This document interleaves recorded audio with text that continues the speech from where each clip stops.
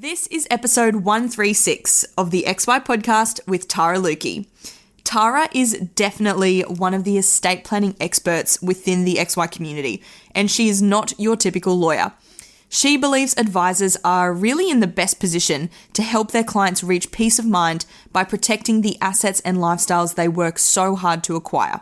Tara is so passionate about supporting and empowering advisors to use estate planning effectively as part of their value prop.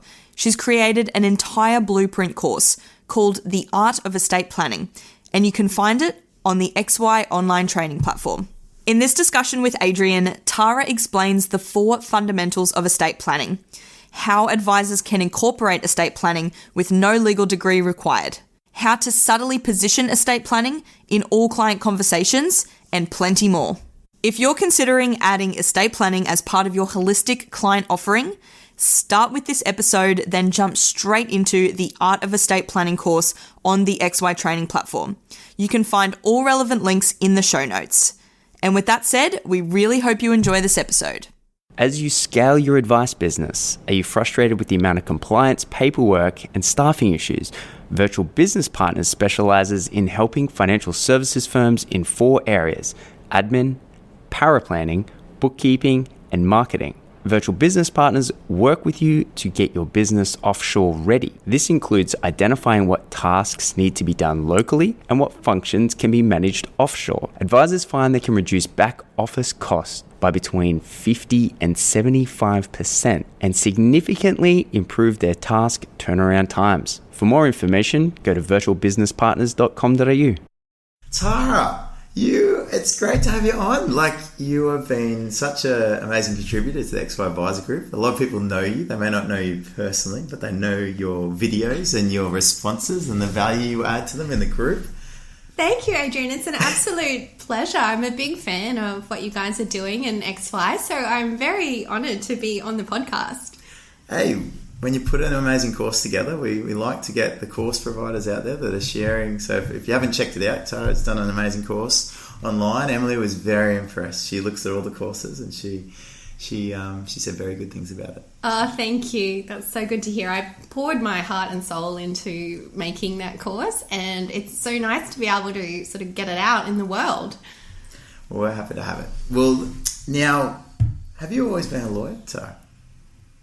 Yeah. I mean, I don't have any past career. There was nothing previous. It was just like undergrad, legal. Yeah, I've totally been on the train tracks of lawyer in the traditional legal path, which is probably why I ended up having my third life crisis when I was 30, because I'd just been living, breathing law. More. A third life crisis. Is that what you call it when you're 30? Not a quarter life crisis. Yes, gotcha. Hit kind of around the 30. Oh, come on, let's call it a quarter. People are living longer these days. Perhaps. What was the moment? Oh, I wouldn't say it was one moment, but... What was his name? No, probably just building, and because I have always been in the legal train tracks of a career trajectory. So straight out of high school, I grew up in Bundy. I'm a Bundaberg girl. Oh, awesome. Yeah, so grew up in Bundy, moved to Brisbane to go to uni. Did the double degree law and accounting, got a job at a good firm, worked my guts out there in Eagle Street for years and years, about 8 years living, breathing estate planning, and, really working 14 hours a day, eating every meal at my desk, not really seeing any sunlight. Just sucking you dry. Well, I was really into it. I loved it for a while, and then I kind of stopped loving it, but I was in too deep and I didn't really know what I was doing or why. I just you were in it. And then I was unhappy, but I wasn't really sure why. But we kind of all came around the time that we left and set up View Legal. Yep. Which is an online law firm. So that was in 2014, became one of the founding partners of that and a director. before I was 30, which I was like, yes, like Killing it. success. I think I did a video on this actually on LinkedIn earlier this week about, because I was like, yeah, I've like made partner before I'm 30. Isn't that what it's all about? But that wasn't quite working. I was like really unhealthy, burnt out, stressed out, fed up. Just like estate planning is a tough area to work in as well, and wasn't really sure what I was doing. Anyway, kind of like stepped down from partnership about a year and a bit in. Just externally, I was still a director. No one really knew I'd stepped down. Still not really happy. Moved here to the Gold Coast. Yeah. Oh, where were you originally? Brisbane. Are you in Brisbane? Yeah. Okay. So I Bundy to Bris Vegas. Yeah, and like I'm a very like fixed kind of girl. Like, so I had worked with the same people for like 10 years, lived in my like same apartment for 10 years, and I was a director of a law firm living in my 2-bedroom apartment in the suburbs of Brisbane, and I had like a home office because View Legal is an online virtual firm, so we didn't even have an office. Had my home office, which was the 2nd bedroom, had this view of like the bins of the apartment complex. I thought you were about to say the Brisbane River. No, the bins. The bins. And I was like, something's wrong. Like, I'm not living my best life here. What something's got to change, but I had no idea what. And then so I moved to the Gold Coast just randomly, packed everything up, moved, didn't know a soul. Thought, okay, maybe that'll fix it, because when I was in Brisbane, I never went outside. I'd get up, I'd go to yoga inside, come back, get a coffee, and work all day, and then it'd be dark and rinse and repeat. So I was like, well, maybe I just need to freshen things up. But moving to the Gold Coast didn't really fix it either, because I was just a lot closer to everything I was missing out on. But I was still working like crazy. I didn't get to go to the beach. I didn't get to do all the cool things. I was just like, something's wrong. Like I was, so I got to the point where I had like serious burnout, and I took like 3 or 4 months off. Just didn't work. Like, how did you know that you'd reached burnout? Because some people it's not very as apparent. Basically my business partners were like, I was frustrated with everything. I was like cranky with everything. They were like, you know, what's going on with you? Like, so it wasn't, I'd like to say I just like gracefully, consciously just took some time out. Didn't work. Super mindful about the whole process. Yeah. No, I was just like not coping, and so they were like, I think you need some time off, and I had all the sick leave, so I just went, and then I sat on the beach for like 3 or 4 months, and I was like, what am I going to do with my life? Do I want to be a lawyer? What's going on? Like, it took a while just for my like sympathetic nervous system to just stop being in flight or fight and work out, well, what am I going to do with my life? Like, I've already been what I thought was my idea of success. Wasn't feeling like success to me. What do I do? Do I even want to be a lawyer? Like, what? Estate planning is a weird area to be involved in. You know, like on the whole, Australia does estate planning really poorly. Oh, do we? Well, in the sense that the statistics are that there's 75% of people don't have a will. Okay. How's that compare internationally? Probably the same. Okay. I'm not as good at the statistics internationally. Oh, you're saying it's just pretty shit. I mean, when you think about what's the rate of people dying? Like 100%? Generally. Everyone dies. Does getting cryogenically frozen, does that count as you still... Yeah, I mean, I guess you need someone to manage things. Even if you're frozen. You still need an estate planner, yes. What if something goes wrong with the freezing process? Exactly. So when you think about it, 100% of people die. Only about 25% of people actually bother dealing with that proactively. Why? Lawyers are not doing a great job at motivating people to get their estate planning done. Like, the system is kind of broken.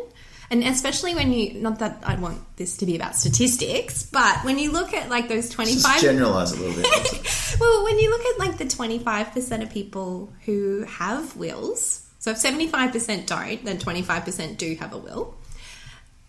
They've shown it in there's a really good 2017 study. So of those 25%, the people who also have young kids or minor kids, about 60% of them don't have a will that nominates the guardians. So they have a will, but they haven't updated it to say who's going to look after their kids.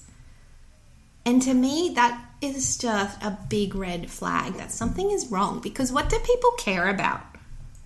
Like their kids. Yeah. Like if something is going to motivate them to actually get it sorted, it would be their kids, right? Well, generally for the advisors out there, I think the conversation is the kids that usually brings it into the piece. Yeah, so to me, I think that is just a big signal saying like the process of getting your estate plan done is not working.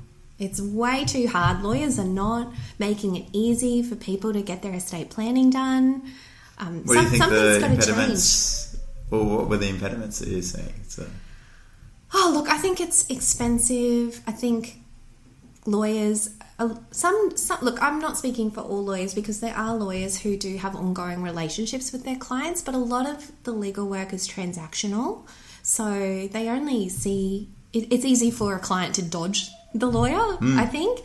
I don't think people want to prioritise paying for their estate plan, or there's a lot that needs to happen for them to prioritise, allocating funds towards it.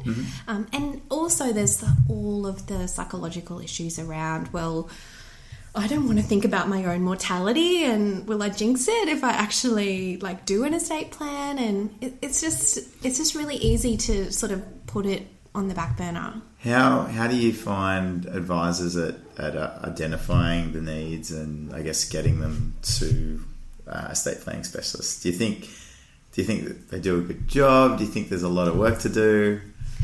Yeah, well, I think you've hit the nail on the head. That to me, advisors getting involved in estate planning is key to trying to actually solve part of this problem, because the advisors who have the most contact points and the deepest relationship with their clients are probably the ones going to have the most amount of success in motivating people to actually get it done. So I have been working with advisors who are interested in estate planning for a long time now, about 6 years. View Legal was set up especially to serve them, and I used to run our online estate planning platform there as well. So talk to a lot of advisors there about why they should get involved or how they can do it and how they can use that particular process that View Legal offered, and I would see what worked for them, what didn't, the knowledge gaps, all of that. So on the whole, there's a lot of advisors out there who are doing an amazing job.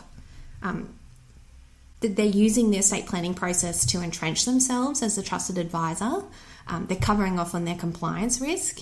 What's the point of getting all this insurance in place and sorting out the super if we don't know where it goes at the end of the day? And also, they're finding ways to partner with a legal solution that actually allows them to make money from the process. So not only are they using estate planning to have really good trust building conversations with their clients about legacy, about their family, so making them, strengthening that relationship, but they're also making money from it. So to me, I feel like we've got it all wrong. Do you think advisors need coaching to have these conversations better, or do you think most of the time it's actually just taking that step of, once they've identified the need, that there is this solution? What's your experience? Oh, look, you're asking is that a loaded question? Because enter the art of estate planning. Well, see, the thing is, advisors know this is an issue. It's a standard sort of framework of advice. It's a standard element. Quite a number of advisors it may stop at the will, or suggesting that a will is just go get a will. I told them to get a will. Yeah. Or I got the binding death nomination. Yeah. And what we're talking about is taking things to the next level. Yeah. So I think the reason why advisors who aren't talking about estate planning aren't doing it is because lawyers are a pain in the neck. So I think it's finding the right legal solution to partner with, I think, is one of the biggest challenges, because not all lawyers are collaborative. And if the lawyer or the legal part of that process is not done well, it can absolutely damage the relationship. So if you don't have price certainty, process certainty, if the lawyer is not working collaboratively, then, you know, it's a disaster. So I see a lot of advisors going, oh, it's just in the too hard basket. We don't know. We can't give legal advice. Too much trust risk. Yeah. I mean, no one is saying that the advisors should be giving any kind of legal advice. It's more about project managing or facilitating the process for their clients. So you've got to really find the right legal solution that is going to complement the process. So I think that's one of the barriers. Historically, I think it's also,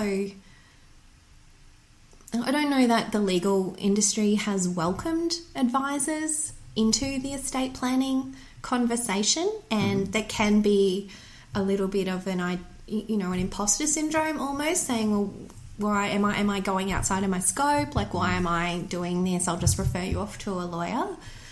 So I think advisors are actually really well suited to talk about estate planning, not to give legal advice, but when you look at the estate planning... Do you think there's a defensiveness on the legal side around how far advisors go into that space, that they sort of want them to just sort of, they're not a lawyer, like sort of let me do my job sort of thing, and they're not, that sort of puts a bit of a distance between the interaction? Yeah, I do hear that there's, I talk to accountants and financial advisors who say, oh, well, all of a sudden we're cut out of the process, or we don't have control. Not all lawyers are like that, of course, and there's, in our Art of Estate Planning Facebook group and community, we've got some great collaboration going on, and everyone is recognising the value that each of the different disciplines brings to the conversation. But I definitely think historically, lawyers are known for being a bit arrogant and protectionist traditionally, so I definitely think there's a bit of that going on. But it's changing. So you're talking about that Facebook group. So what are the people that are gravitating towards this group? So it's evolving for sure. So it started with me setting it up for the people in my course, and then I just letting everyone in basically who's passionate about using estate planning. So accountants, financial advisors, and then there's quite a few lawyers in there as well who are interested in, maybe they're not specialising in estate planning but interested in growing it, or are estate planning specialists but want to collaborate. So it's a really cool community where there's a mix of all three disciplines. And everyone's kind of helping each other out, answering each other's questions, throwing in their 2 cents from, their industry perspective. And it's a really positive, collaborative place. Have you sort of come up with ideas for new courses off the back of it? Is it providing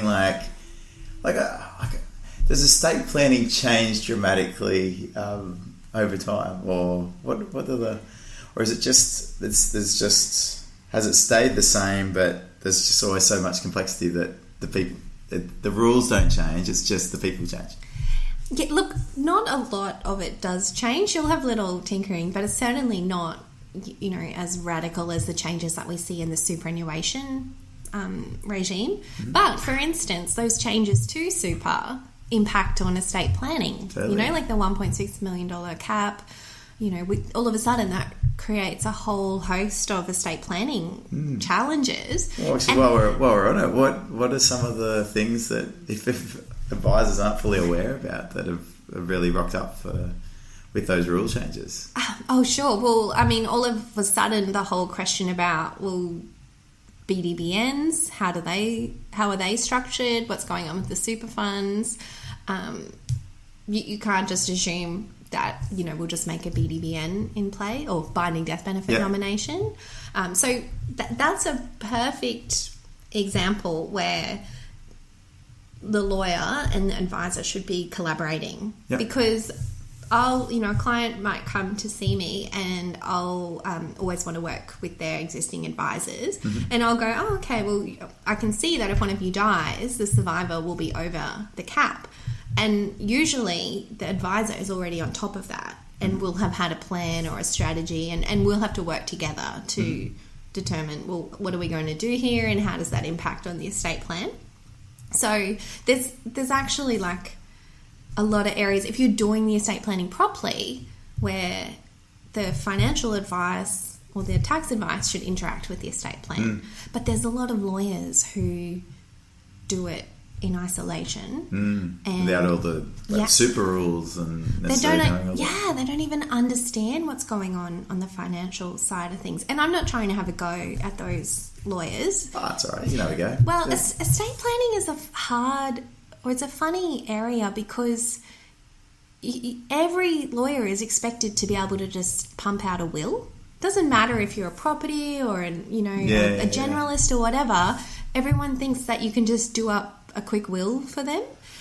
And you always want a quick buck, so you take the will job. Exactly. How hard can it be? It's a simple law, isn't it? I mean, and also you don't find out if it was done incorrectly for ages until they die. So hopefully not your problem. So I think there's a lot of lawyers who do it in isolation.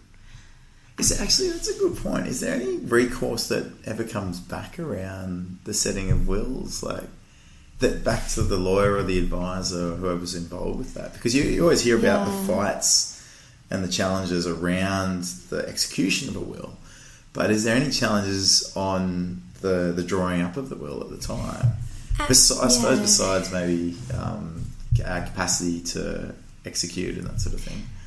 Yeah, look, there definitely is. There's been instances of negligence actions against lawyers who haven't acted properly, and we see a few. I think there was disciplinary proceedings against a Queensland lawyer last week, or it was announced last week because they didn't even actually go see the client. They kind of took instructions from a interested son or something. So there's definitely the same kind of responsibility when you draft up a will.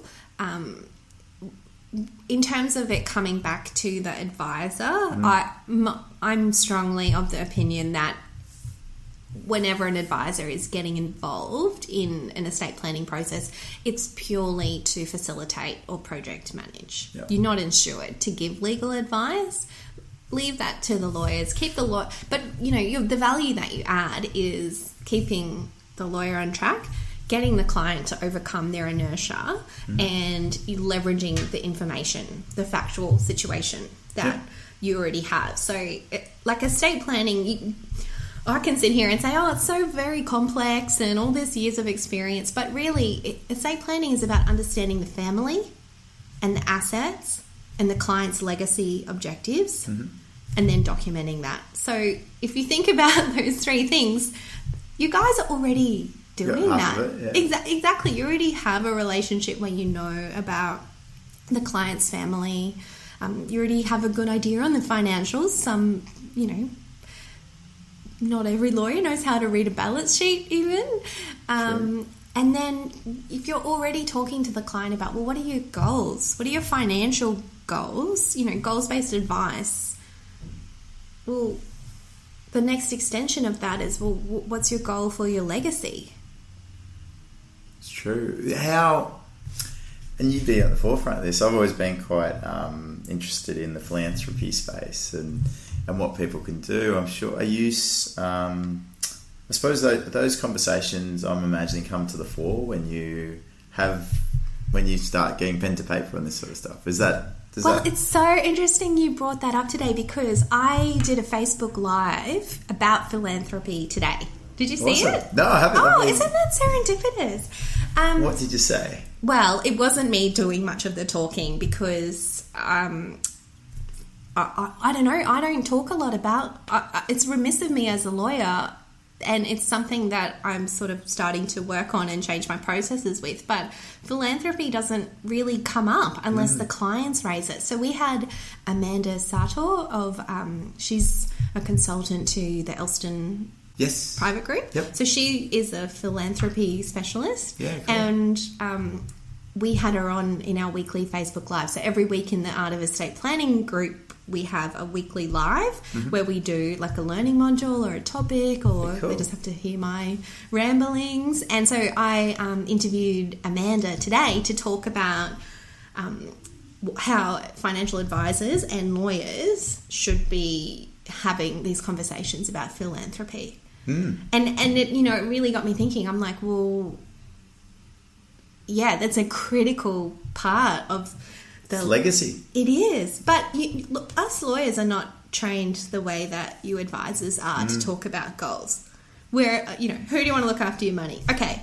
Where do we want it to go? Okay. Sounds like there's a new adventure coming. I think so. Are you considering it being more of a part of a structured process that you use, or like, the philanthropy? Yeah, look, definitely building it into my conversation templates around talking about the estate plan and what they want to achieve. I've still got a lot to learn on it in terms of, but I think the first part is even just being aware and asking It's interesting with it's definitely not at the forefront of clients' minds a lot of the time, but when you delve deeper in terms of what's important to them, you sort of start to understand that there is this stuff is like, it can be quite significant for them, but they just haven't gone through the thought process to get to that stage where, oh, actually maybe I should include that in my estate plan. Like, I feel that strongly about it. Like, I don't really care about the kids that much. Like, rather the cats get taken care of. Like, that's I don't know. I think there's a huge space for it. Absolutely. Yeah. I think it just ties back into living purposefully and mindfully and deciding, you know, not being on autopilot and helping work out, well, what do you want to do with your life? Where do you want to go? How are we going to achieve that? Which is your domain, right? It's definitely a few advice conversations in that. Yeah, lawyers are definitely not bringing up those conversations. You guys could. You could. Yeah. This could be this group that you start and get a few more lawyers in there. Yeah. But, I mean, I see my role and the new wave of legal estate planning lawyers' role as supporting advisors. You guys are already doing this and doing it really well, and you have been for a long time. So I see our role as coming in to support you to take control of documenting and implementing those discussions that you're having, rather than, you know, trying to recreate this. Yeah. I mean, in-depth advisory conversations. That's cool. It's sort of it's interesting talking about. Had a few conversations the last few days around where the advisor role stops and where it starts, and a lot of it's been around the money coaching side of things. But this is another exact example of that, where no one can sort of be across everything. So this is where you just need to know the trigger points, and off to Tara. Exactly. I mean, I'm not advocating for financial advisors to become lawyers or get that legal knowledge, but I think that you have a huge advantage in helping your clients overcome some of this estate planning inertia, simply because you see them probably the most out of all of their advisors, and you have a relationship with them. So it, one of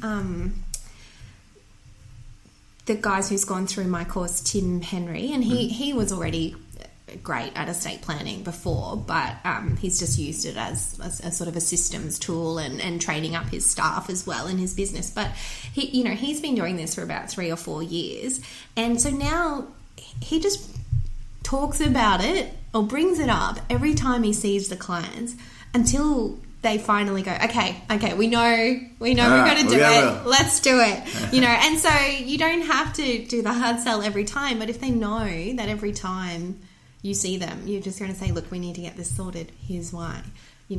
who's going to look after the kids? We need to get this sorted. Feels like what a if you're broken both in record an... when like I've done that. And Yeah. the situation I'm thinking of is when it was about the guardianship for the kids, and they just, the husband didn't trust the wife's preference for guardianship. So there was this like stalemate that was just going on. I'm like, guys, come on, you've got to come up with something. But they just wouldn't. I kept Can't ignore it. What do you do? Just leave it up to chance as to who dies last? Maybe I need to push harder. That's probably what it is. Well, to me, I feel that is the value that you add. They need to sort it out. It is hard, but they need to sort it out. And you are privy to these conversations. You know what you know, which heartstrings to pull if to motivate them. And that is a huge amount of value that you can add by actually getting it sorted for them. Because I bet you every time, you know, they hear a story about someone dying young, or, it comes up, they just get this like terrible like chill down their spine going, oh, that's not done, but it's too hard. Like, give them peace of mind. Let them know it's sorted and that you sorted it for them, and that anytime anything happens, they just have to come to you and you will sort it out. Do you, with some of the advisors that you've been working with, what are some of the, I guess, the best ways that you hear from them that are effective in these conversations, or specifically around estate planning? Look, definitely having, I don't know if this is the right phrase, but like heart-based conversations. So just almost conversations that lead them to realising that they need to get it sorted themselves. So just saying, well, what would happen in this situation? What would you want to happen? Here's what's going to happen. Because the thing is, even if you don't have a will, you do have an estate plan. The government gives you one. Yeah, it's the state government, whatever you die, I don't know. They'll sort it out. How happy are you with the government's decisions right now? It can be questions sometimes. Yeah, why leave such an important choice to the default rules? You're not a default person, But this, on the flip side of that, this is sort of going to be a bit hopefully entertaining. Is that some people, maybe they shouldn't get to choose with some of the decisions they make. Now, I remember we had Vic Sunder. Yes. Yeah, he was on the podcast a while back, and he was talking about how a lady wanted to leave everything to a cat. Yes. And the challenge around that. Have you had similar situations, or things that are a bit more outside the box, and you're like, oh yeah, okay, that's your wish? Oh, look, not anything that crazy. And I don't know, maybe it's because I'm a straight talker. I will just say no. No, we're not doing that. The dog as well. We're not doing that. Yeah. Yeah, exactly. No. Otherwise, if you don't take care of this risk, the dog has a right to claim. Well, yeah, I mean, I don't entertain crazy instructions like that. Send them back to the drawing board. Yeah, exactly. No, you guide them through making a sensible choice and understanding what their viable options are. And, maybe that's where the philanthropy conversation comes in. Totally. It's not the cat, it's a charity for cats or something. Cat Caring Association. That's RSPCA. Exactly. Yeah, totally. Well, and you're talking about the percentage of people that have and don't have, and I guess also it's also just that if you look at the demographics of the baby boomer population and that just shift that's happening, they're getting older. They're getting into that sphere where, there's an increased likelihood of them sort of ending up using that piece of paper. One way to put it. Yes.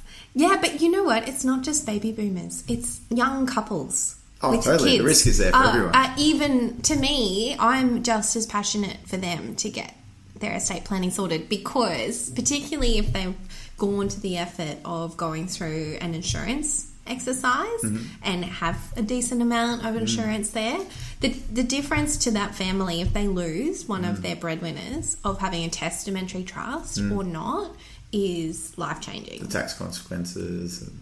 Well, yeah, the foregone tax consequences, because basically if they have a testamentary trust and that insurance money goes into the trust, every child every year while they're under 18 gets about $20,000 tax free. So if you've got 2 kids, first $40,000 of income generated from investing that inheritance is tax free money that can be used to pay for school fees, living expenses. Like, imagine if all of the school fees could be paid for with pre-tax money. And then when those kids grow up and have children of their own, they do it again. To me,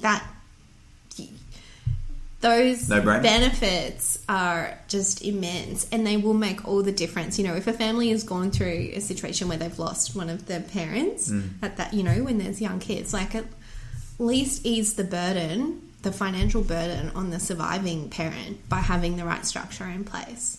Well, I guess that's the financial side, but I guess the issues of where the kids end up as well. If it is both parents pass away. Exactly. And then if you don't have, say, like a proper testamentary trust structure in place and both parents pass away, the kids will get their money when they turn 21. And we could be talking like pretty significant sums if they've got a significant amount of life insurance. I don't know, how many young people do you see just like blow through their inheritance? Really good. They're really conscientious of their money generally, and they just save it all. Yeah, reinvest. Just we'll stick it in the super. Dividend Max reinvestment scheme. Yeah. Like, it makes the difference between setting these kids up with money that is going to last them for their whole life, or just putting them in a situation where they'll blow it all and live to regret it.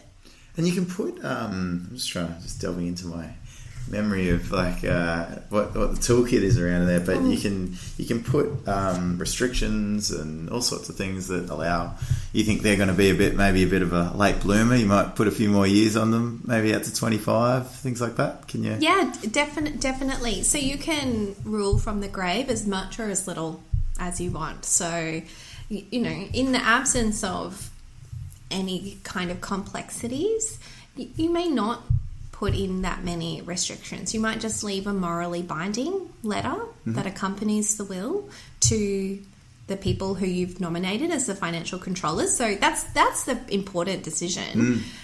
Choosing who is going to manage the finances, or the combination of people who will do that, if both young parents aren't around, and empowering them to make the right choice. And so having a conversation around, well, who is in your inner circle of trust? Who are you both going to feel will do the right things by your kids if you're not here? That's not a legal conversation. Not really. I mean, there's frameworks around, the kind of being convicted of an offence or bankrupt or whatever, but it's not a legal conversation. What if you really wanted that person that's been convicted of offence to be the guardian? Can you still get them to be the guardian? Well, you mean a guardian or a trustee? Ooh. Either. It depends. I don't think they can be a trustee. It depends on what state they're in. Okay. Yeah. Guardians is not as many rules. Okay. Yeah. So they can be a really good person, just had a few too many parking fines, and it's all good. Well, yeah, I mean, it's a fair bit to be convicted of an offence. It's true. It's a lot of parking fines. Yeah. That's it. But, I mean, back to my point, that's where if you've already got a relationship with the clients and you kind of already know what's going on in their circles, you can add a huge amount of value in guiding that discussion. Or if you don't, but you're helping them with that discussion, you know what? You're going to have, that's going to strengthen your relationship. It's going to be a powerful discussion for your relationship. I know a lot of advisors that actually, it's a core part of how they engage with clients. It's that it brings in the children. There's a lot of business opportunities that come out of it as well. As well as all the benefits of doing it well. Well, I mean, that's it. We're talking about all the benefits to the clients, but to me, it's a no-brainer for the business. If you partner with the right legal solution, you can actually, charge and be paid for your facilitation. You keep that wealth under management if the client dies, or you're much more likely to keep it under wealth. You're perfectly poised to help them with the administration. You connect in with the generation above or below. They basically will come back to you. If you've got their estate planning and sorted that, then whenever anything happens, they just Adrian will sort this out. I'll just check in with him. Like, to me, it makes perfect sense from a business point of view. So, paraphrasing that, it sounds like Tara's saying you're stupid if you don't factor in estate planning into your business model and your engagement with your clients. Paraphrasing. Yeah. Look, no. Look, I think it's a no. I think everyone would probably agree it's a no-brainer, but it's been put in the too hard basket. Yeah. Well, largely because of the lawyers. Is there a course that people could look at that would help them take it out of the too hard basket? Look, the Art of Estate Planning course that I put together is designed to give the roadmap of how to actually harness this estate planning opportunity. So it's for non-lawyers. Mm-hmm. There's a few lawyers who've been through it, but I created it for financial advisors and accountants. So it's a combination of, yes, giving you all the basics that you need to know about the estate planning process, but not trying to turn you into a lawyer. Mm-hmm. How to actually choose what role you want to take in the estate planning process. Like, do you want to get your, elbows deep in running the whole thing, or are you just going to find a really good referral relationship and just get the clients over their inertia and sort of manage that referral? I'm not saying you have to do get fully hands-on, but you should consciously know what the options are and make a choice. And then it also tells you, well, how do you find the right legal solution? So what are the options there? Online, the lawyer up the road, the national specialist. How do you find them and build your toolkit of legal solutions so you can match them up per client? And then how do you charge? How do you talk to the client to get them over their inertia? So It's half technical training, but it's not at all designed to replicate like a Masters of Succession Law or anything. It's really just meant to be like the practical roadmap of how do you get an estate planning offering live in your business. Yeah, awesome. That sounds super valuable. Look, I think I've seen a lot of people go through it now, and I'm just blown away by the change that it has created for them. And to me, I'm really passionate about just changing the way we do estate planning, because the current model is not working. Let's re-engineer it. Yeah. And that starts with advisors taking ownership of it. It's very XY advisor of you. Well, thank you for coming on. Oh, it's an absolute pleasure. Thank you for having me.